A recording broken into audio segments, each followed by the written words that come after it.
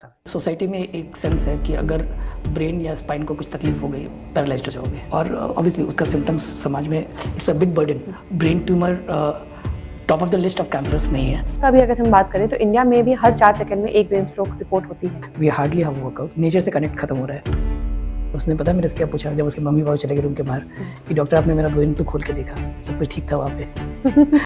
बहुत लोगों को एक मिसकंसेप्शन है कि सीजर जो है वो बचपन से लोगों को होता है। एपिलेप्सी को हम ग्रुप में डिवाइड करते हैं, young age, middle age and older age. Older age। Most of the seizures still are something called as idiopathic seizure, मतलब हमने कारण ढूंढा और कुछ नहीं मिलेगा, और एक्चुअली ये हर एक ग्रुप में वैसा है। एक ब्रेन सर्जरी चल रही थी एंड दैट पर्सन जो पेशेंट है वो गिटार प्ले कर रहा था। Is it possible to do so? Yes, that is what we did a awake surgery on the patient so that हम सर्जरी के दौरान पेशेंट से बात कर सके, पेशेंट को चेक कर सके।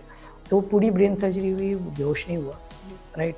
और हम पूरे सर्जरी के दौरान उसकी मोटर मैपिंग और उससे बात करते हुए उसको फॉलो कर सके ताकि उसको पैरालिसिस ना हो। कमाल की बात यह है कि हम सोचते हैं कि पेन का ओरिजिन ब्रेन है, राइट, क्योंकि वहीं से सब कुछ समझ आता है, बट ब्रेन को दर्द नहीं होता।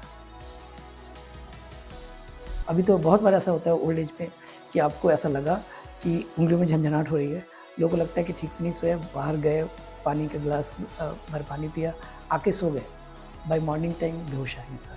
सो वर्चुअली क्या है कि हार्ट अटैक में the pain is something which draws a person to the hospital और to a health care professional, जबकि बाकी सिम्टम्स इग्नोर हो जाते हैं।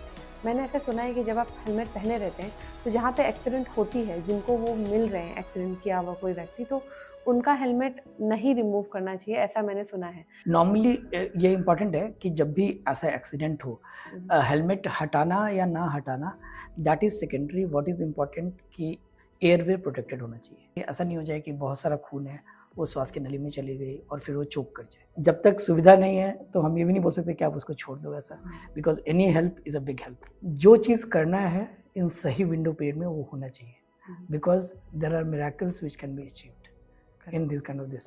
So that is why a good, a quick and a capable decision making should be available in every corner of the city and country maybe.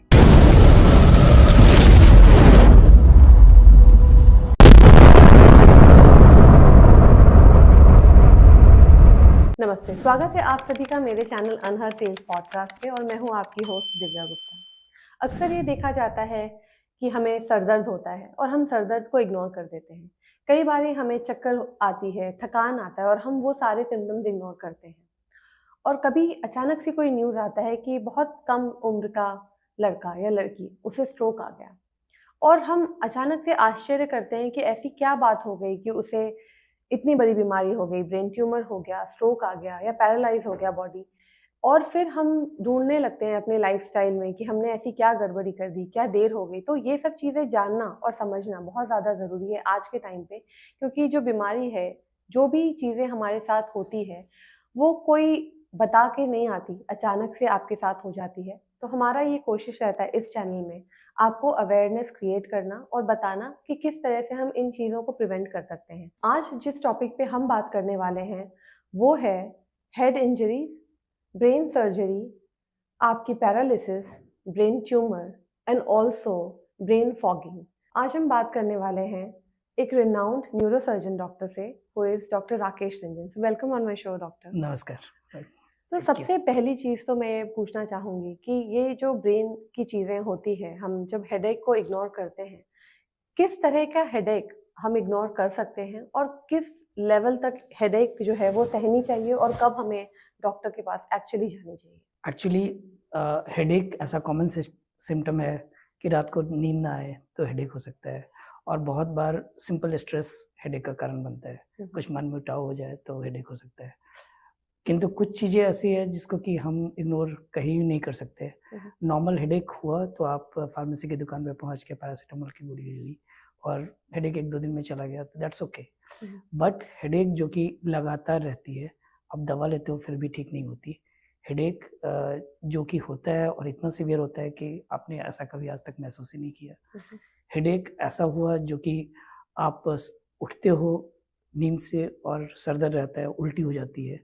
सो ये सब headache sinister है जो कि कहीं ना कहीं मैनिफेस्ट करता है कि कोई बड़ी प्रॉब्लम है और जिसको अगर हम इग्नोर करें तो वो सीरियस रूप ले सकता है। तो वैसा हेडेक जो कि लगातार बना रहे, दवाइयों से ठीक ना हो और आपको परेशान करते रहे, वी शुड नॉट इग्नोर। अभी ब्रेन की बात करें तो ब्रेन एक ऐसा क्रिटिकल ऑर्गन है अपनी बॉडी का कि ऐसे तो वो सबसे इंटेलिजेंट ऑर्गन है और वो इंटेलिजेंट है इसलिए बताता रहता है, सिग्नल्स देता रहता है। वो बात अलग है कि हम उन चीज़ों को इग्नोर करते हैं। ये जो ब्रेन के आपने हेडेक जैसे एक सिम्टम्स की बात की, सबसे मेनली अगर हम डिवाइड करें तो दो चीज़ें कॉमनली लोग सफ़र करते हैं। एक होता है ब्रेन ट्यूमर, एक होता है आपका स्ट्रोक आना। तो सबसे पहले ट्यूमर की बात करते हैं। अगर ब्रेन ट्यूमर की बात करते हैं तो उसके क्या अर्ली सिम्टम्स हैं या फिर कब पेशेंट को सिग्नल्स मिलना शुरू करता है और किस कंडीशन में पेशेंट आपके पास आते हैं? नॉर्मली अगर हम देखेंगे तो brain tumour top of the list of cancers नहीं है, लेकिन ये उस तरफ के का ट्यूमर्स है जो कि बहुत सारा डेफिशिएंसीज बॉडी में छोड़ कर जाता है अगर किसी को सफ़र हुआ तो, कोई असफ़र करता है ऐसे तो। और बहुत बार सिम्टम्स जो होते हैं वो ग्रेजुअल होता है, तो और इस तरह से महसूस होगा कि आपको समझना है एंड देन सब्सिक्वेंटली इग्नोर होके वो प्रॉब्लम बढ़ जाता है and then you end up reaching to a doctor जहाँ पे कि इलाज होता है और पूरा नहीं होता। किंतु 2-3 चीज़ें इम्पोर्टेंट है। एक है कि इंसान किसी भी ट्यूमर से सफ़र कर रहा है, usually end of life stage जो होता है यूजुअली मेटास्टेसिस से होता है, जब ट्यूमर अच्छा। पसरता है। पसरता है। और अगर ब्रेन में पसर गया तो that is the time where you know that it is towards the end of this. So वैसे ट्यूमर्स कॉमन है और one of the most common brain tumours है। उसके अलावा जो काफ़ी इम्पॉर्टेंट है वो है पीडियाट्रिक ब्रेन ट्यूमर्स बच्चों में। बच्चों में हेमाटोलॉजिकल मैलिग्नेंसी के बाद ब्रेन ट्यूमर सबसे कॉमन मैलिग्नेंसी है। इन इंडियन सिनेरियो अगर हम बात करें जहाँ पे ऑलमोस्ट 30 से 40% बच्चे हैं, राइट। सो अगर हम मैग्नीट्यूड की बात करें तो इट्स अ बिग नंबर। और बहुत बार जो हम नॉर्मली ब्रेन ट्यूमर के सिम्टम्स की बात करेंगे, सर में दर्द होना, उल्टी होना, हाथ पैर कमज़ोर करना, फिट आना, दिखाई कम देना, फिट आना, दौरे का अटैक आना, मिर्गी का अटैक आना, दिखाई कम देना, इम्बैलेंस होना, चक्कर आके गिर जाना। लेकिन जब हम बच्चों की बात करें जिसमें कि बहुत कॉमन है ये सिम्टम, वहाँ पे बच्चों में सर दर्द बच्चे बताते नहीं है जब तक इतना ज़्यादा हो जाए कि वो बेचैन सा रहने लगे। बच्चे को उल्टी होगी तो लगता है पेरेंट्स को कि कुछ खा लिया तो उल्टी हो गई। फिट आ गया तो अगेन फिट भी बहुत बार हम इग्नोर कर लेते हैं पीडियाट्रिशियन को दवा देके, ये बिकॉज इमेजिंग तक हम पहुँचते नहीं है। इसलिए क्या होता है बच्चों में बहुत बार ब्रेन ट्यूमर्स देर से पहुंचता है और बहुत बार ब्रेन ट्यूमर्स का लोकेशन ऐसा होता है जो कि अपने आप में डिफ़िकल्ट है। तो बच्चों में definitely it is important. The third important brain tumour जो कि है और जो कि एक्चुअली फैमिली ब्रेड अर्नर को सफ़र करते हैं जो, and that is one of the commonest brain tumours, उसको हम बोलते हैं ग्लायोब्लास्टोमा। ग्लायोब्लास्टोमा सबसे कॉमन प्राइमरी ब्रेन ट्यूमर हम बोलते हैं। उसका रीज़न क्या होता है? क्या वो स्ट्रेस है? It is basically molecular. हम अगर गूढ़ इसमें जाए तो कहीं ना कहीं सारे ट्यूमर का क्रोमोसोम से एब्नॉर्मलिटी से कहीं ना कहीं शुरुआत है। But there are other things which is known because one of them is ladies में, right, because good hormones like progesterone, oestrogen का जब असर खत्म होता है। So meningiomas is one of the tumour जो कि लेडीज़ में देखा जाता है पोस्ट रेडिएशन, किसी को किसी और वजह से रेडिएशन नहीं था। सो 10 साल 20 साल रेडिएशन के बाद they can present with brain tumours. Then accidents, किसी को सर में चोट लगी हो बहुत साल पहले, वो लेटर ऑन ब्रेन ट्यूमर में मैनिफेस्ट हो सकता है। यही मैं पूछना चाह रही थी कि बहुत बार ऐसे केसेस हमने सुने हैं कि बचपन में आपको कभी चोट लगी होगी और वो बाद में जाके वो ट्यूमर का रूप ले लेता है। तो ये जो ट्यूमर और हम अगर ब्लड क्लॉटिंग बोले, क्योंकि अगर हम दर्द की बात करते हैं, चोट की बात करते हैं, तो शायद अंदरूनी आपको कोई क्लॉट आती होगी। तो ये क्लॉट ही ट्यूमर में कन्वर्ट हो जाता है, ट्यूमर अलग होती है और clot, how is it different from iodine? Actually जितना लोग सोचते हैं उतना कॉमन कोरिलेशन नहीं है। मेनली चोट और जिस ट्यूमर से हम कोरिलेशन है वो है meningioma. Meningioma as a tumour जो अराइज करता है वो ब्रेन के सरफेस से अराइज करता है। सो एक्चुअली वो ब्रेन का ट्यूमर नहीं है, लेकिन ब्रेन की जो कवरिंग है उससे है। तो कहीं ना कहीं जब चोट लगती है और तो बोन को फ्रैक्चर होता है, फ्रैक्चर के अंदर जो कवरिंग होती है ब्रेन को, वहाँ पे चोट लगती है। सो वो एक वजह हो सकती है जो कि ब्रेन ट्यूमर को कभी ना कहीं लेट ऑनसेट ये कर सके, can be a positive factor, but हम ये बोले कि चोट लगी और उसके वजह से ब्रेन ट्यूमर हो गया, that is a bit far fetched. Okay, so that's a myth. या अभी आपके पास कोई ऐसे केसेस आए हैं जिसमें कि बहुत मतलब क्योंकि जब ट्यूमर की बात करें, बहुत बार ऐसा होता है कि लोग ट्यूमर पता लग जाता है, अगर सिम्पटम्स पता चलता है, तो पीपल आर वेरी हेजिटेंट, वो ऑपरेट नहीं कराना चाहते, वो डरते हैं ब्रेन सर्जरी। जबकि आज अगर हम बात करें, बाहर क्या इंडिया में भी अब मतलब जो सर्जरीज है, brain surgeries are very successful और उसके 95% चांसेस हैं कि पीपल सर्वाइव। तो इस पे भी लोगों का जो डर है वो क्यों है ब्रेन मतलब ट्यूमर बहुत ऑपरेट डर करने है, सर्जरी के लिए? बहुत डर है।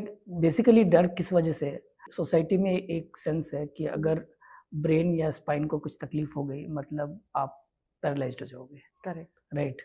और अगर सर्जरी हो जाएगी तो ऐसा, ऑब्वियसली ये मिसकंसेप्शन है। और दुनिया अब आज जहाँ पहुँच गई है, नॉर्मली मैं तो पेशेंट को ऐसा बोलता हूँ कि अगर कोई पेशेंट चलता हुआ आता है तो it's very unlikely that he will not go back in the same state और बेटर। सो ऐसा होता नहीं है, but at the same time डर होता है एंड वो नेचुरल है, तो इसके लिए अवेयरनेस की ज़रूरी है सोसाइटी में। अभी रिसेंटली देखो, पेशेंट अभी घर जा रहा होगा तो ये ऑलमोस्ट 3 साल पुरानी कहानी है, कि यंग लड़का आईटी में काम कर रहा है, 20-23 साल का, और उसको सर में दर्द और धीरे-धीरे दिखाई देना बंद हो गया। दिखाई देना बंद हो रहा गया। है, बंद हो रहा है और डिटोरेट हो रहा है। उसने स्कैनिंग कराया, उसको पता चल गया कि ब्रेन ट्यूमर है, राइट? अनफॉर्चुनेटली आज से 20 साल पहले उसके फादर को ब्रेन ट्यूमर हुआ और उनको सर्जरी हुई, फिर वो lot of issues were there और ही अल्टीमेटली सकम्ड, राइट? तो उसको ये था कि मैं अपनी रोशनी कैसे बचाऊंगा, और वो हर तरह की दवाई मतलब आयुर्वेदा, पर उसे ये मसाज, पता था कि उसे उसे ट्यूमर है या पता नहीं पता? पता उसे था। पता था ट्यूमर। और वो इस बात से डरा नहीं था क्योंकि मेरे फादर को ऐसा हुआ तो मेरे साथ होगा तो क्या होगा। सो अभी जब वो आया मेरे पास तो वो बस इतना बता सकता है कि दिन है कि रात है, राइट? इतना बता सकता है कि रोशनी आ रही है तो किधर से आ रही है, इसके ज़्यादा कुछ नहीं। उससे ज्यादा उसको कुछ नहीं। विजिबिलिटी नहीं है। And there was a big tumor sitting on the brainstem. So nowadays there are gadgets, right? We use lot of technology move कर गई है। So हम न्यूरो इमेजिंग यूज़ करते हैं जहाँ पे कि सर्जरी के दौरान एमआरआई की इमेज को फ्यूज कर देते हैं, ऑपरेशन का हम देख सकते हैं। इंट्रा ऑपरेटिव न्यूरो मॉनिटरिंग करते हैं जहाँ पे कि हम चेक करते रहते हैं कि जो वाइटल फंक्शंस है ब्रेन के इंटैक्ट है, कुछ डैमेज नहीं हो रहा है। So this patient was operated, became well, घर गया, जॉब ज्वाइन किया, and he is a good software engineer, so that is why company helped him too much, and he almost came back to a state where he was productive for the company as well as the society. So now interestingly ये बच्चा मतलब जिसकी बात कर रहा हूँ मैं, he suffered from something like von Hippel-Lindau syndrome. तो एक सिंड्रोम है जो कि फैमिली में रन करती है और ये जीन से related, VHL gene is a gene which causes this. So उसको और भी ट्यूमर है, और भी ट्यूमर ब्रेन के अंदर, ब्रेन और स्पाइन के अंदर कम से कम 5 ट्यूमर है। 5 ट्यूमर है पूरे स्पाइन और ब्रेन को मिला के, राइट? नाउ 2.5 साल बाद वो आया कि दूसरा ट्यूमर अब बढ़ रहा है, and this time he did not want to delay, so अभी आके ऑपरेट होकर गया। तो मतलब पहली बार आप कह रहे हैं जो उसका विजन ब्लर था तो वो विजन वापस आ गया, काफी इम्प्रूव करा and it has remained stable, worsen नहीं हुआ, right? And so this time when he came again, so we have operated again. So now he has got more confidence. That is the kind of fear that people suffer of. पर एक बार अगर वो मतलब आपको confidence आता है doctor के साथ तो then they do rather then they feel and then they also understand the logic behind it कि हम जो बोल रहे हैं वो सिर्फ बोल नहीं रहे, ऐसा होता भी है। because लोग इंटरनेट और वो सब भी देखते हैं, but people also go by hearsay. आप जिससे मिलते हो, जो आपका पर्सनल एक्सपीरियंस है, लाइफ जिसको टच कर जाए, so once they see it, so that they feel, so I think that is where the awareness is important. Brain को अगर हम देखें तो बहुत सारे अलग अलग सेगमेंट्स होते हैं उसमें, कुछ रिलेटेड टू मोटर एक्टिविटी होता है, कुछ रिलेटेड टू आपका विजन होता है, जैसे आपने बोला विजन के ग्लैंड के पास आपके ट्यूमर थी। तो वैसे कोई ऐसा एरिया है जहाँ पे मतलब अगर ट्यूमर हुआ तो वो ऑपरेटेबल नहीं है या फिर उसके चांसेस कम है क्योर के, या कुछ ऐसे जगह है जहाँ पे अगर हुआ तो डरना नहीं चाहिए, तो वो आप अगर मेरे ऑडियंस को बता पाए। एक्चुअली जैसे आपने सही बोला, सो ब्रेन का एरिया हम वाइटल तो ऐसा नहीं बोल सकते कि ये एरिया वाइटल नहीं है, right? But at the same time there is हम न्यूरोलॉजी में ऐसा बात करते हैं, there is eloquent area and there are silent areas. Silent मतलब है कि हमारे को दिखता नहीं है कि उसका फंक्शन क्या है, बट ऑब्वियसली कहीं ना कहीं फंक्शन है। एंड इलोक्वेंट एरिया का मतलब है कि अगर वो एरिया डैमेज हुआ तो then patient will end up with something and that will affect his quality of life, right. So वो इम्पोर्टेंट है। जैसे कि हम बात करते हैं नसों के पास, विजन देखने की नस के पास, मोटर फंक्शन जैसे आपने बोला उस एरिया में हुआ तो अपोजिट साइड पैरालाइज हो जाएगा। देन ब्रेन स्टेम के पास जहाँ पे कि सारा ब्रीथिंग सेंटर, रेस्पिरेटरी सेंटर है, सो वो अगर इफेक्ट हो गया तो life can be in danger. But having said that, nowadays there are enough gadgets to tackle all this. Questions तो हमेशा है because we know that beyond a certain it is a science which is progressing, but newer and newer things are coming. मैं आपको एक दूसरा example दूंगा। Recently एक लड़का था, he was actually IIM graduate, study कर रहा था, थर्ड ईयर में he had seizures। Third year में Third ही में seizures। यहाँ पे एक क्वेश्चन मैं पूछना चाहूंगी जो मेरे ऑडियंस के लिए भी यूजफुल होगा।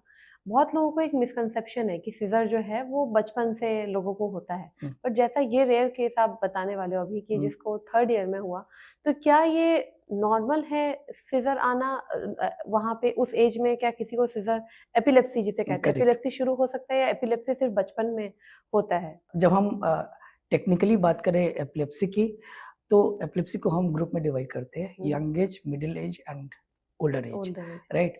यंग एज में यूजुअली जो हम बोलते हैं most common is febrile seizure, बुखार बहुत तेज हुआ तो फिट आएगा, राइट। ऐसा बहुत सारे बच्चों में होता है, which is indolent. Most of the seizures still are something called as idiopathic seizure, मतलब हमने कारण ढूंढा और कुछ नहीं मिलेगा, और एक्चुअली ये हर एक ग्रुप में वैसा है, राइट। बट मिडिल एज और ओल्ड एज में अगर सीजर्स, मिर्गी का दौरा का अटैक आता है, then it should not be ignored. और आज के ज़माने में कोई भी सीजर आ रहा है, it should be thoroughly worked on, right. मतलब सारे टेस्ट करके ये कर लेना चाहिए, हमारे को एश्योर कर लेना चाहिए और किसी चीज़ की वजह से तो सीजर्स नहीं है। सो उसको हम मेडिकली बोलते हैं primary seizures versus secondary seizures. Primary seizures मतलब हमने सारा टेस्ट किया, कुछ नज़र नहीं आ रहा है, सो यू नो कि ये मिर्गी का अटैक है, ये आता रहेगा, हमको दवाई से ठीक करनी पड़ेगी। अच्छा, बट तो जो वो मतलब जो मिड एज में आया वो भी नॉर्मल है? करेक्ट, उसके लिए दवाइयों से इलाज है। But secondary seizures are something which can be cured और करेक्टेड और वेरी वेल कंट्रोल्ड अगर हम उसके कारण को फाइंड आउट कर ले और उसको सॉल्व कर सके। तो मैं जो ये बता रहा था इस लड़के की कहानी, so obviously he had a tumour, and ये ट्यूमर उस एरिया में था जिसने कि सीजर ये किया, and then he came to know कि ओके ट्यूमर है। उस ट्यूमर का बायोप्सी हुआ in a prominent medical college, और बायोप्सी हुआ, उसके बाद से वो फॉलो होता रहा, वापस जाकर कॉलेज ज्वाइन किया, फिर भी उसको सीजर्स आते रहे, एंड देन सब्सिक्वेंटली एक दिन सीजर्स आया, वो बेहोश हो गया। और बायोप्सी में कैंसर नहीं निकला? Grade 2 tumour, again brain tumours को जो हम क्लासिफाई करते हैं 1 to 4, 4 वाला ट्यूमर एकदम खराब होता है, 1 और 2 is considered to be indolent, मतलब रिलेटिवली बेटर है। तो बायोप्सी में 2 आया, and then he was followed medically, and then subsequently he had seizures which was uncontrolled. तो वापस वो हिमाचल में जहाँ पे वो कर रहा था MBA, वहाँ पे बेहोश हो गया, एंड देन फिर उसके फिर से डायग्नोसिस हुई, पता चला ट्यूमर बढ़ गया है, ऑपरेट हुआ, उसकी रेडियोथेरेपी हुई, कीमोथेरेपी हुई, right, and then repeat chemotherapy हुई, so he exhausted ultimately, but still the fellow can walk, talk. तो जब उसके फादर को ट्यूमर देखा तो ही वाज दिस टाइम, जब सेकंड टाइम ट्यूमर ऑपरेट हुआ, इट वाज ग्रेड 4, राइट। तो मतलब सेम ही ट्यूमर प्रोग्रेस करके ग्रेड 4 में हो गया, and then he has already exhausted all the treatment, but at the same time he was functional, मतलब वो बात कर रहा है, चल फिर रहा है, so the father was obviously distraught, so now he came to me कि अभी मैं सर्जरी करूंगा लेकिन ये मेरा आखिरी अटेम्प्ट है, right, because maybe he's mentally exhausted, right, because it is draining, so then we used something like intraoperative navigation, जबकि हम हमारे इमेज को फ्यूज करते हैं, we did a awake surgery on the patient so that हम surgery के दौरान patient से बात कर सके, पेशेंट को चेक कर सके। तो पूरी ब्रेन सर्जरी हुई, वो बेहोश नहीं हुआ, राइट, और हम पूरे सर्जरी के दौरान उसकी मोटर मैपिंग और उससे बात करते हुए उसको फॉलो कर सके ताकि उसको पैरालिसिस ना हो। इस पे मैं एक वीडियो मैंने कहीं तो देखा है यूट्यूब पे, जहाँ पे एक ब्रेन सर्जरी चल रही थी एंड दैट पर्सन जो पेशेंट है वो गिटार प्ले कर रहा Yeah, था. absolutely. Is it possible Yeah, to do so? yes, that is what is the usefulness of awake surgery. Okay. कमाल की बात यह है कि हम सोचते हैं कि पेन का ओरिजिन ब्रेन है, हाँ राइट? हाँ क्योंकि वहीं से हाँ, सब कुछ समझ वहीं आता से है, समझ आता है. बट ब्रेन को दर्द नहीं होता. ब्रेन ये इज बात भी पेनलेस स्ट्रक्चर. Yeah. तो जब तक हम ट्यूमर तक पहुंचते, ब्रेन के सरफेस तक नहीं पहुंचते, तब तक पेशेंट को दर्द होता है. हम्म, जिस टाइम हम ब्रेन को ऑपरेट करना शुरू करते हैं, हम्म, पेशेंट को इनफैक्ट मैं बता रहा हूँ, एक दो बार के पेशेंट खुद ही बोलता है सब कुछ ठीक तो चल रहा है कि नहीं. हाँ, ऑपरेशन करते वक्त ऐसा Yeah, so पेशेंट कहता है. they are aware to that extent. हम पेशेंट को बोलते हैं किताब पढ़ने के लिए, राइट, मोबाइल पे गाना सुनने के लिए, so that एनेस्थीसिया दिया रहता है? anesthesia नहीं देते. That is नहीं what is देते? awake surgery. हाँ. So we give something like blocks. Give the blocks to the scalp, जहाँ से कि आपको दर्द का जो सेंटर्स है वो उसको ब्लॉक कर सके. अच्छा. और जब हमको लगता है कि पेशेंट घबरा रहा है या आवाज़ से परेशान होगा, तो हम उसको थोड़ी देर के लिए नींद की दवा देते हैं, and then again we bring him out. So by doing that, and there is something called as immunofluorescence. So tumor fluorescence में क्या होता है, हम डाई देते हैं और जो ट्यूमर सेल है वो माइक्रोस्कोप के अंदर अलग रंग में ग्लो करता है, right? So you can virtually see that the tumor is looking different from the normal brain.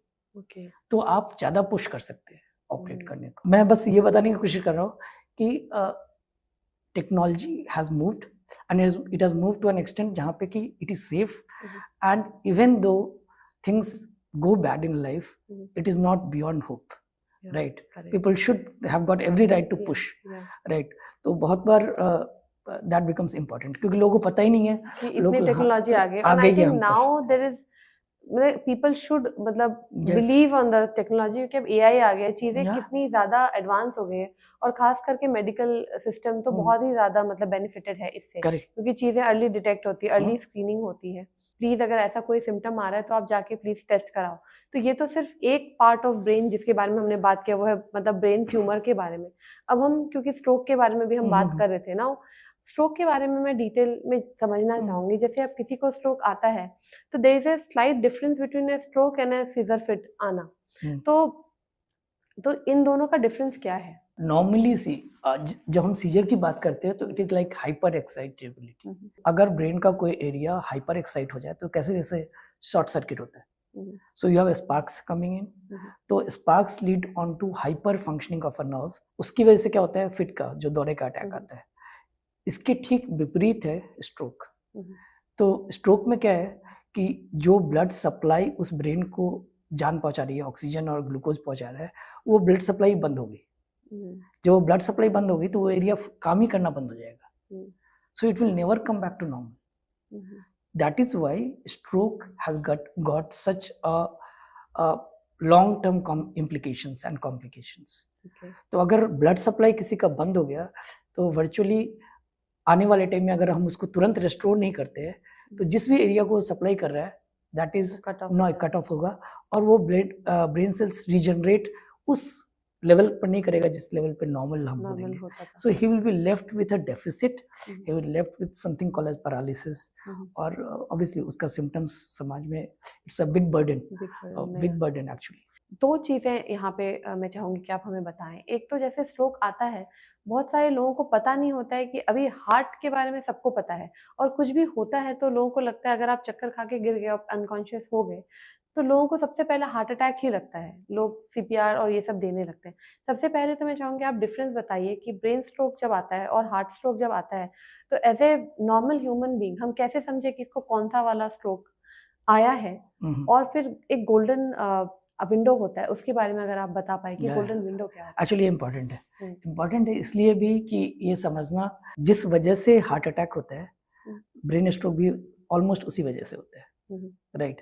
और कमाल की चीज क्या है कि हार्ट अटैक जब होता है तो हमारे को पेन होता है. हार्ट अटैक जब होता है तो चेस्ट पेन होता है. So chest pain is the most common symptom of heart attack. तो जिसको भी हो रहा है उसको लगेगा कि ये दर्द सहन नहीं हो रहा है, मुझको जाना ही पड़ेगा किसी को दिखाने को, राइट.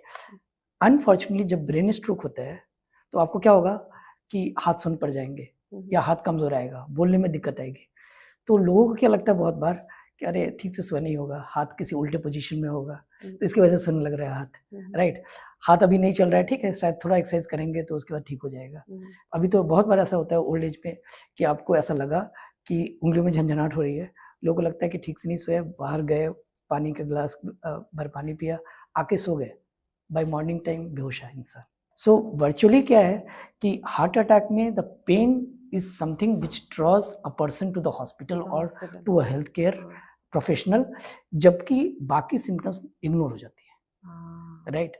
और जबकि ब्रेन के लिए हम कहते हैं brain is time. So heart में आप 2-4 सेल्स या 1000 सेल्स डैमेज हो गए तो इजेक्शन फ्रैक्शन कम होगा, लेकिन ब्रेन सेल में अगर 100 सेल मोटर कॉर्टेक्स के पास डैमेज हो गया तो you are left paralysed all your life. इसीलिए ज़रूरी है कि जब सिम्टम्स नज़र आए, इसको हम नॉर्मली एक्रोनिम के साथ बोलते हैं फास्ट, FAST, तो चेहरा आपका सुन पड़ने लगे, चेहरों पे झंझनाहट आने लगे, हाथ सुन पड़ने लगे, हाथ में कमजोरी आने लगे, बोलने में दिक्कत होने लगी, दिखाई कम पड़ने लगे, चल रहे हो आप तो लगे कि अब गिर जाओगे, इम्बैलेंस। FAST को आप करेक्ट, उसी को मैं, सो face, arm, right, speech and time, right, so that is what people talk about. तो जब ये सिम्टम्स नजर आए, राइट, सो थोड़ा बहुत आपने 15-20 मिनट, आधा घंटा वेट किया, चलता है, बियॉन्ड दैट, राइट, अगर आप वेट कर रहे हो तो you are putting yourself at risk, क्योंकि एज आई सेड कि time is brain.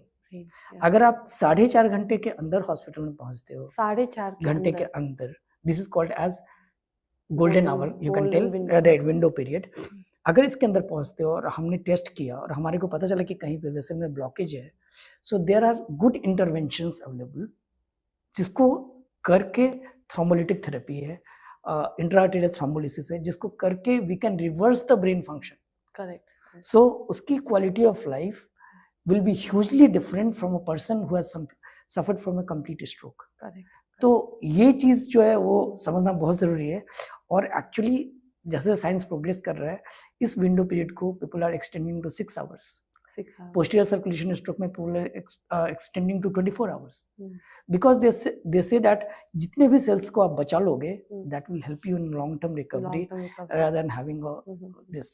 So it is absolutely important कि लोग ये चीज़ समझे कि टाइम कितना इम्पोर्टेंट है, और उसमें ज़रूरी है कि हम ऐसे सेंटर पे पहुँचे जहाँ पे कि कम से कम CT स्कैन मशीन हो, जैसे कि हम रूल आउट कर सके, बिकॉज बहुत ब्रेन स्ट्रोक जब हम बात करते हैं, it is ischaemic and it is haemorrhagic. Haemorrhagic मतलब ब्लीडिंग होगी, हाँ, राइट, और इस्कीमिक मतलब ब्लड वेसल का अंदर का सप्लाई बंद हो गया, जस्ट हार्ट अटैक की तरह से। सो हार्ट अटैक वाला जब सिम्टम है, और यही ज़्यादा कॉमन है, ऑलमोस्ट 70% ऐसा ही है, तो ये जब सिम्टम आते हैं तो इसमें there is a treatment which is totally opposite to brain haemorrhage, right. और इसमें ज़रूरी है कि हम एक CT स्कैन करके हेमरेज को रूल आउट कर ले, and then we start the treatment which can be life changing. Correct. So इसलिए ज़रूरी है कि आप पहुँचो, ऐसे सेंटर पर पहुँचो जहाँ पे CT स्कैन हो, ऐसे सेंटर पर पहुँचो जहाँ पे कि thrombolytic therapy can be started as soon as possible, क्योंकि लॉट ऑफ टाइम्स देखा गया है कि पेशेंट गया, एक सेंटर पे गया जहाँ पे कि डॉक्टर ने देखा, उसको लगा, उसने MRI सेंटर के पास भेजा या CT स्कैन सेंटर पे भेजा, वहाँ पे जो टेक्नीशियन बैठा है वहाँ पे एक लाइन लगी हुई है, उसको समझ नहीं आएगा कि इसकी इमरजेंसी क्या है, राइट। तो वो सब कुछ करते करते जब तक अपने रेफरिंग डॉक्टर के पास पहुंचेगा, विंडो पीरियड निकल जाएगा, तो आप चाह के भी कुछ नहीं कर सकते, you will have to go. तो lot of times the damage is done and then you do it lot of things, but things are not the way we think it should be. I think यहाँ पे मेरे audience के लिए एक बहुत learning वाली चीज़ें हैं कि आपको ये समझ में आना चाहिए कि आप जहाँ रह रहे हैं वहाँ विसिनिटी में आपको डॉक्टर्स एटलीस्ट, ऐसा ना हो कि किसी के साथ ऐसा हो, बट मैं कह रही हूँ कि just awareness point of view के हिसाब से, जैसे आपको पता है कि हार्ट अटैक है तो CPR होना चाहिए, वैसे आपको एटलीस्ट आसपास के हॉस्पिटल का नंबर तो पता होना चाहिए। एल्डरली पीपल हैं तो आपके पास नंबर वो लिखा होना चाहिए कहीं कि हाँ ये मेरा नियरेस्ट हॉस्पिटल है। इन केस ऑफ स्ट्रोक इस मेडिकल फैसिलिटी में जैसे MRI की फैसिलिटी है जैसा डॉक्टर कह रहे हैं, तो वो एटलीस्ट हमें पता होना चाहिए ताकि हम सही टाइम पे सही जगह पहुंच पाए और गोल्डन विंडो जो है उसे हम यूटिलाइज कर सकें।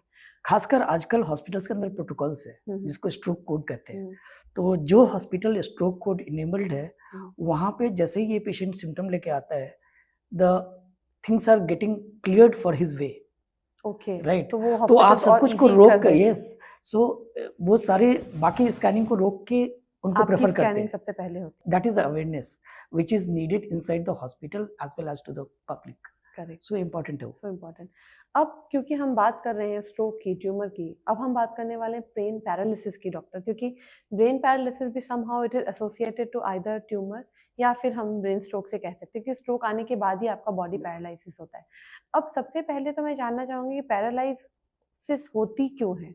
जब हम बात करते हैं पैरालिसिस की, हम्म। तो द वेरी वर्ड जैसे मीन करता है, hmm, it is like loss of function. Loss of function usually जब हम पैरालिसिस की बात करते हैं तो हाथ या पैर काम करना बंद कर देना। तो यूजुअली मोस्ट कॉमनली जो होता है स्ट्रोक, राइट, दूसरा होता है एक्सीडेंट, ट्रॉमा, हेड इंजरी हो गई, head injury राइट। हो गई। सो उस एरिया को डैमेज हो गया जो कि उस फंक्शन को कंट्रोल करता है, क्योंकि वो कंट्रोल लूज हो गया तो वो एरिया काम करना बंद कर देगा।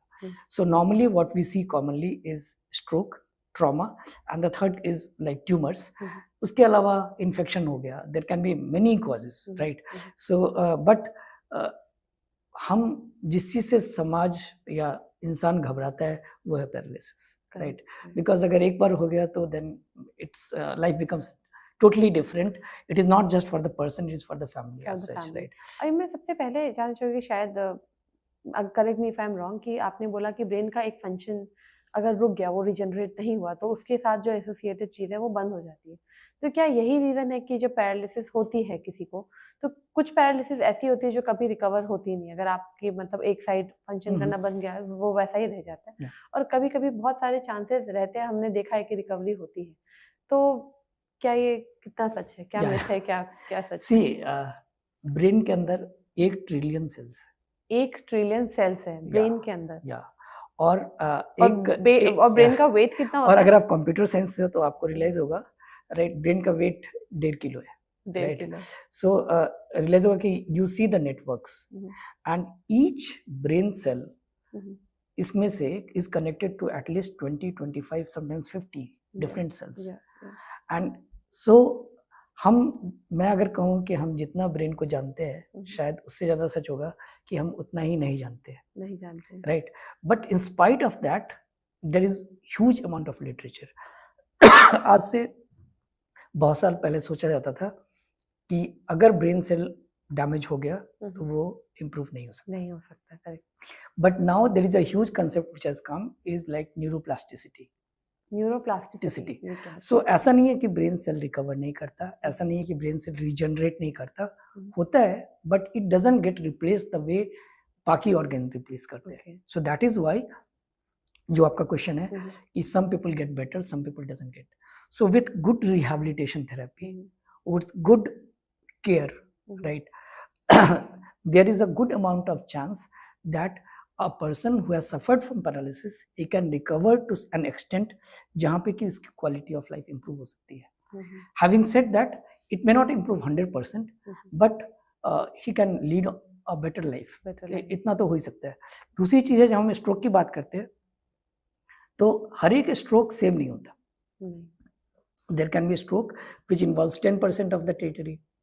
There are strokes which involves complete distribution of the area of the blood vessel. तो कितना ब्रेन डैमेज हुआ है और किस एरिया में डैमेज हुआ है, सपोर्टिंग एरिया में हुआ है, एकदम exactly motor. So there are multiple factors which actually determines कि एग्जैक्टली कैसे आउटकम होगा। तो ये क्या सेस्मिक वेव होता है क्या? जैसे हम कहते हैं कि अर्थक्वेक आया तो उसके सेस्मिक वेव्स कितने दूर तक गए, क्या is it also similar to that? ये ऐसा है कि that is why the concept of stroke therapy comes. तो जब हम ब्लड सप्लाई रोक देते हैं तो ये आप समझ लो कि एक गांव को एक नदी जा रहा है और एक पानी का सप्लाई जा रहा है, राइट। तो क्या होगा कि जिस गांव को पानी का सप्लाई बंद हो गया, सबसे पहले वो गांव सफर करेगा, लेकिन उसके गांव के सराउंडिंग भी दूसरे गांव है जिसको बाकी एरिया से पानी का सप्लाई आ रहा है, तो वो उस गांव के लिए हेल्प के लिए पहुंचेगा, राइट। तो जब तक वो गांव कब तक हेल्प करेंगे, जब तक कि इसकी सप्लाई रिस्टोर नहीं होती। और अगर इसकी सप्लाई पूरी रिस्टोर नहीं हुई तो क्या होगा, कितना भी सप्लाई कोई हेल्प करेगा, it will not achieve a normal state. इसीलिए हम बोलते हैं, इस कंसेप्ट को बोलते हैं, there is umbra and penumbra. तो जैसे हमने देखा होगा अम्बरा पेनम्बरा का कंसेप्ट एक्चुअली एक्लिप्स है, एक्लिप्स के समय राइट? देखते हैं। So you have a dark and then you have a halo around it. Halo. तो जो बाहर वाला जो एरिया है उसको पेनम्बरा बोलते हैं, राइट? तो जो मैं बाकी विलेज की बात कर रहा था वो पेनम्बरा है। सो अगर जो मेन सप्लाई कट हो गया तो अगर हम जल्दी इसको रिस्टोर कर देते हैं तो can prevent the damage to the surrounding brain. So इसीलिए it is a like a war, it is race against time. आप जितने सेल को बचा सको so that we stop depending on the तो surrounding area. पैरालिसिस का भी अगर जैसे मैं आपसे समझूं तो क्या पैरालिसिस भी आप कह रहे हैं कि इसका भी गोल्डन विंडो से ये रिलेशन सेम है चीज, कि अगर हमें क्योंकि जल्दी लाना पैरालिसिस के पड़ेगा? कारण को अगर हमने संभाल दिया हाँ, तो पैरालिसिस बच जाएगा या जाएगा। रिकवर हो जाएगा। सो अगर स्ट्रोक की थेरेपी जल्दी हो गई, अगर सीजर का कंट्रोल हो गया या फिर अगर ट्यूमर निकल गया तो the chance of recovery is good. In fact they may recover well. कोई आपके ऐसे केसेस कभी आपने हैंडल करा है जहाँ पे पैरालिसिस हो और बाद में या ब्रेन ऑपरेट करने के या ट्यूमर ऑपरेट करने के बाद आप मतलब बॉडी नॉर्मल हो गई हो? अच्छा, actually this is what we expect most of the time. एक पेशेंट की बात करूंगा अभी कि इस पेशेंट को पोस्टीरियर सर्कुलेशन स्ट्रोक हुआ। ये पेशेंट ऑलमोस्ट कोमा में चला गया, राइट? कोमा में चला गया, 3 महीने तक कोमा में रहा और आज जब 1 साल के बाद वो आता है तो he comes walking and he was a CA, right? तो फिर से अपनी कंपनी, अपने उसके बेटे को उसने सारा कुछ दिया and his memory in everything is intact. तो इट इज अ सरप्राइज, दो it was a basilar artery stroke, posterior circulation का स्ट्रोक का, it is a life threatening. So people do recover, ऐसा नहीं है। अभी जैसे आपने बोला क्योंकि पैरालिसिस की जैसे हमने बात की, वैसे बहुत सारे अलग सिम्टम्स भी होते हैं कई बार है, जैसे कि ब्रेन फॉगिंग जिसको कहते हैं, या फिर हम कहेंगे कि मेमोरी लॉस सा लगता है कि आपको सब कुछ याद नहीं रहता आपको, मतलब मैं नहीं कहूँगी कि गजनी की तरह ब्रेन लॉस मतलब पूरी मेमोरी लॉस, तो sometimes people have that forgetfulness काफी बढ़ जाती है। मे बी अल्जाइमर ना हो पर यंगस्टर्स में भी देखा जा रहा है कि आप भूल जाते हो कई बार चीजें रख के भूल जाते हो। तो ये सब जो ब्रेन फॉगिंग है इसका क्या रिलेशन है अंडरनीथ, मतलब क्या प्रॉब्लम होती है? I think it is a changing world. It's a more recent concept of brain fogging. और आजकल ये ज़्यादा चीज़ नोटिस आ रही है। It is many reasons. Not only forgetfulness होता है एक, irritability होगी, lack of concentration होगा, सर दर्द होगा, anxiety बढ़ेगा, your performance decreases, right? So all these symptoms are collectively termed into a common pool, like brain fog हो रहा है, right? But virtually it is a lifestyle problem. It's a problem. It's actually a epidemic of this generation. Okay. Right? So it has nothing to do with the brain. Brain stroke. But ultimately, it will lead on to. Okay. It will right? lead It will on to increase the risk. Now, why does it happen? Right? It happens because stress has gone by. We have a sedentary lifestyles. Right? We hardly have workouts. Right? Nature से connect खत्म हो रहा है. Right? Then stress बहुत ज़्यादा है. Right? Then we try multitasking. Right? हमारा mobile use, gadgets use बहुत ज़्यादा है. So when you have all these, right, you tend to fiddle. Correct. So virtually you are not concentrating at one point, you are concentrating on many things. So distractions बहुत ज़्यादा है, right? You must have heard now in Australia they have banned use of this gadgets for teens below 16. Right? So it is because of that when you have got multiple things in focus, जो चीज़ होती है और फिर जब आप उसको रोको या कंट्रोल करो तो झल्लाहट होती है, right? So that ultimately it manifests in the common thing. But the other common reason is that alcohol intake बढ़ रहा है, right? Smoking, right? So all these factors, basically these are lifestyle factors. Sedentary lifestyle will cause increase in LDL cholesterol levels, right? So subsequently then, which we are seeing quite a bit, हमारे इसमें society में is decrease in vitamin B12 level, decrease in vitamin D levels, because poor eating habits, right? Hardly sunlight exposure.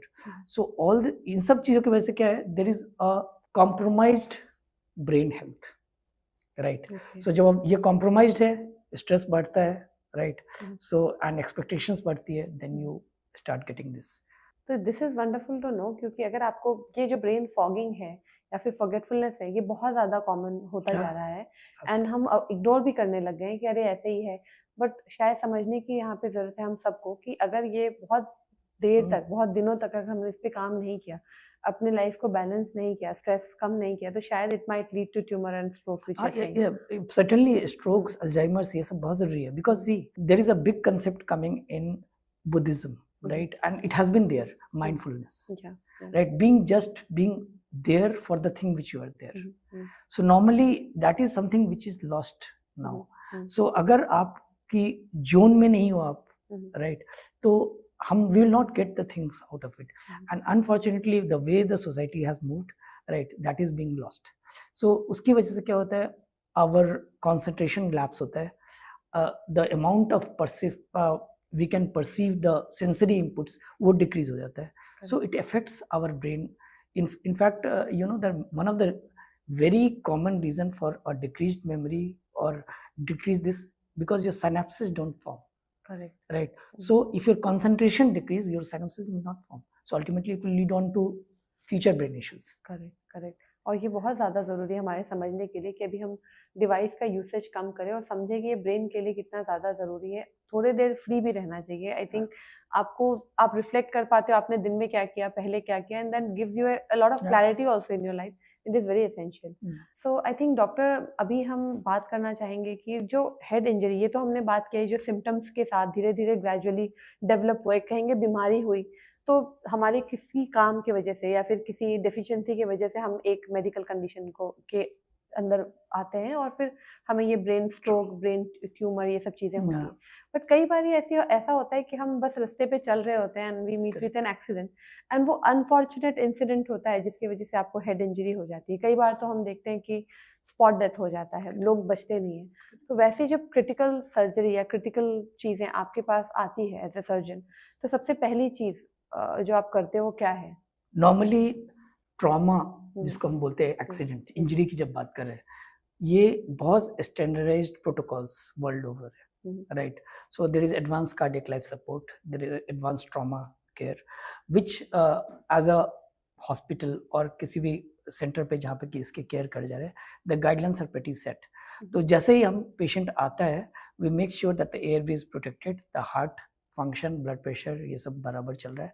Then as early as the patient is stabilised, जैसे वो लगता है हमारे को, CT scan करके हम रूल आउट करते हैं कहाँ का इंजरी है, राइट? एंड यस, पूरे बॉडी का इवैल्यूएशन. एंड ब्रेन के लिए तो CT scan becomes mandatory, because that is what tells you कि कितनी चोट लगी है. And there is something called as assessment of brain function, जिसको हम बोलते हैं ग्लासको कोमा स्कोर. सो इन सब की वजह से you have to make a quick judgement, what is needed, what kind of therapy is needed, and based on that you take over. तो अभी तो सबसे पहले हम बात करते हैं जहाँ पे वो एक्सीडेंट होता है.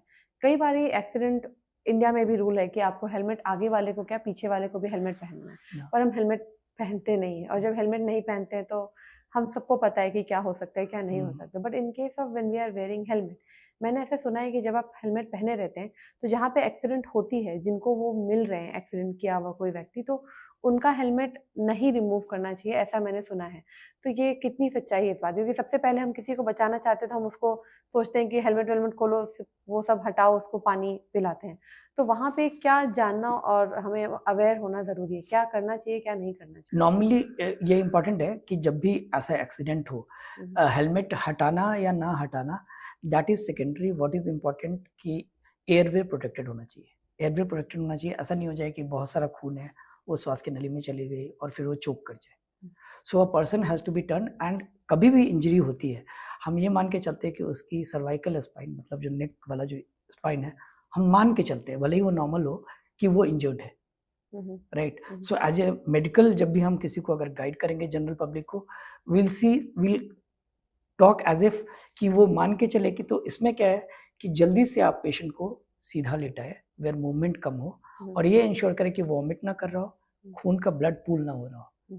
अगर हार्ट, बाकी चीज़ें अच्छी से काम कर रही है, तो वैसे ही पोजीशन में उसको स्ट्रेचर पे डाल के मूव करना चाहिए.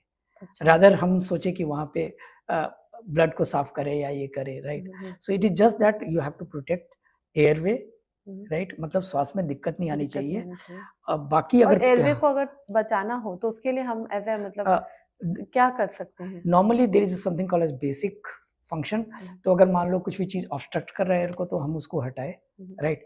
Third is there is something called as mouth gag, या कुछ भी जैसे कि मुंह खुला रहे, ब्रीदिंग के लिए, but as a normal person layman आप इससे ज़्यादा नहीं कर सकते till you call ambulance which can take over. So rest of the functions are based on those people who come there. और कई बार ऐसा होता है कि आप गिर गए हो, वो बेहोश हो जाता है और इंटरनल ब्लीडिंग होती है ब्रेन में छोटी, तो जो कि दिखता नहीं है, तो आप ऐसे ही आप उठा कर ले आते हो.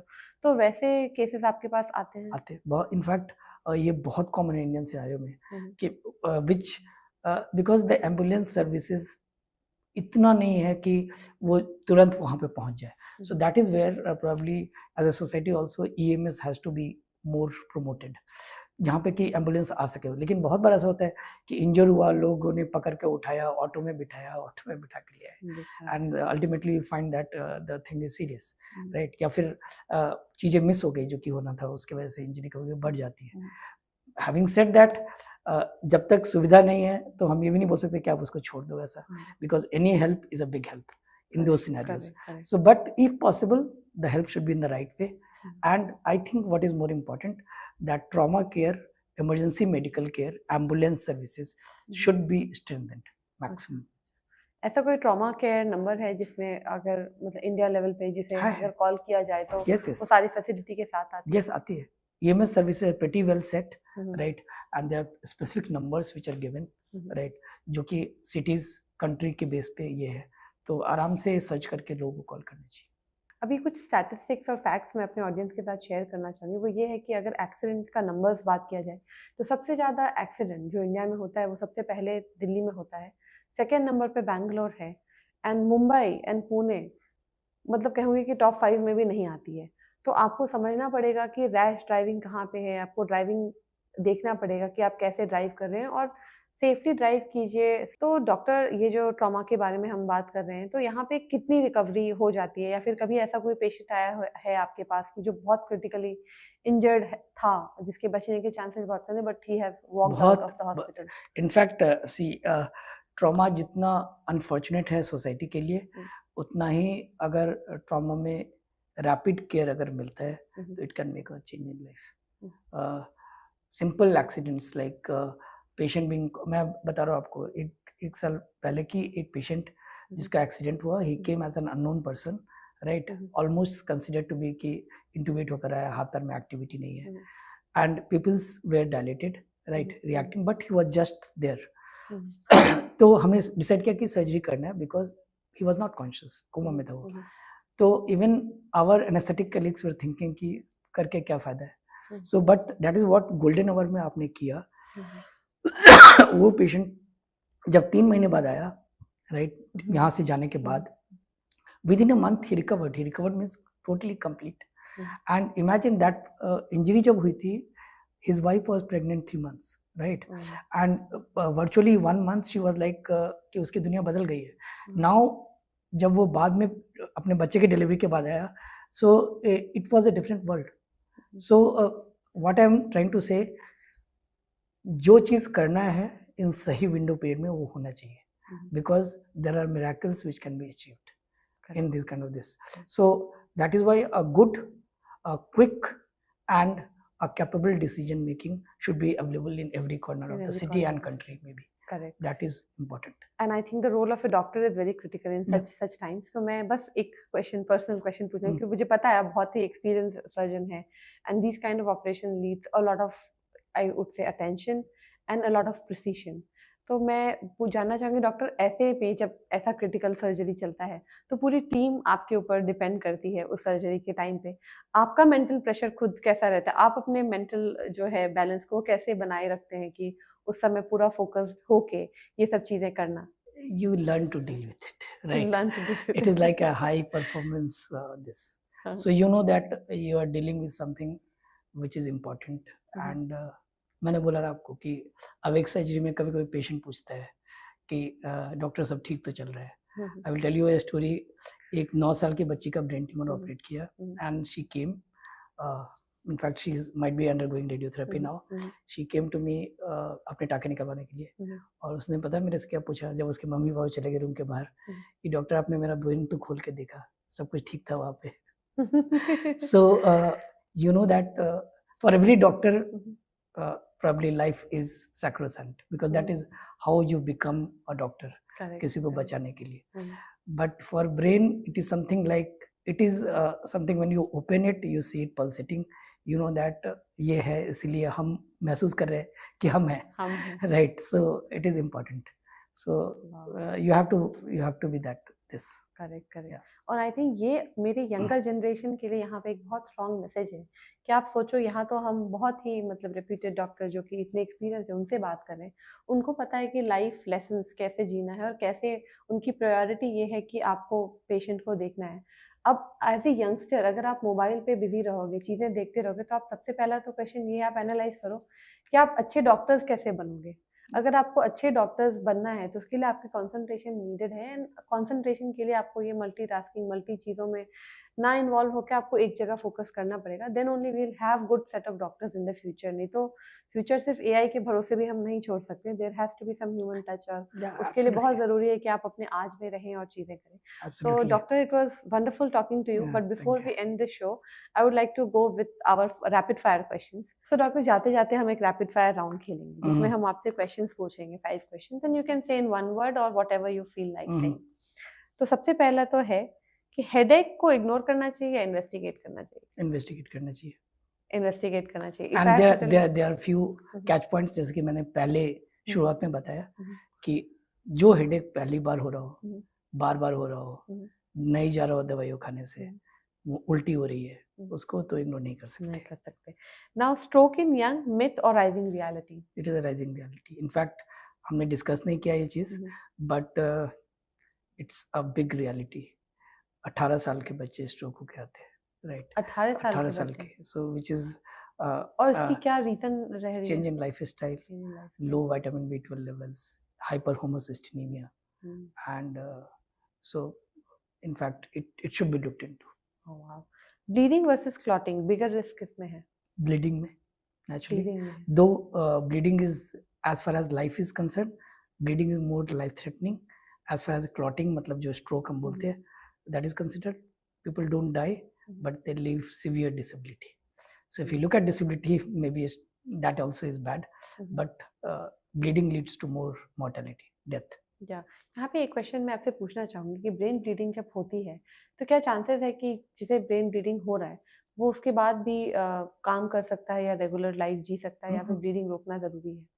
ब्रेन ब्लीडिंग भी एक बहुत बिग एरिया है जो कि हम्म। ब्रेन को अफेक्ट करने वाला. नॉर्मली सबसे कॉमन जो रीजन है ब्रेन ब्लीडिंग का is hypertension. Hypertension. Blood pressure ignore किया and then this happens over a period of time. The other big area is that blood vessel के अंदर गुब्बारे की तरह, जिसको हम एनरिज्म बोलते हैं, हम्म. तो एनरिज्म बस्ट होना, that is what you see in young age, middle age, other people. So उसमें हेमरेज अगर होता है, so those are the people who can be cured with treatment. They can right. be cured with Cured of treatment. Wow. अब ये पूछना चाहूंगी MRI versus CT, simple difference क्या है? CT scan is a type of X-ray. So it picks up areas, mainly bones better, Mhm. but it also picks soft tissues, Mhm. right? लेकिन अगर हम detailed brain की अगर हम बात करें एनालिसिस की, there the MRI is better. That is why in accident where we want to look at clot, Mhm. fracture, Mhm. CT scan is still more done. Mhm. But जब हम stroke की बात करते हैं, जब हम ट्यूमर की बात करते हैं और कॉम्प्लेक्स पार्किंसनिज्म, अदर चीज की बात, then we look at MRI. MRI, okay. Now, one lifestyle habit for brain health. I think being agile, Being agile. नई चीजें सीखते रहो and maintain a good health. Mhm.